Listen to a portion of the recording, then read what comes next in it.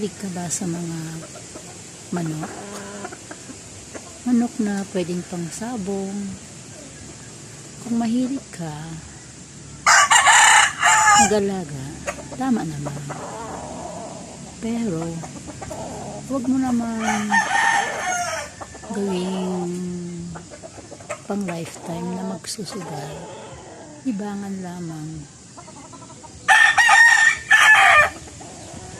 May kasabihan na kapag ang manok ay tumatagaot tapos walang sumasagot sa kabilang manok, dapat itong isabong para ikaw ay manalo.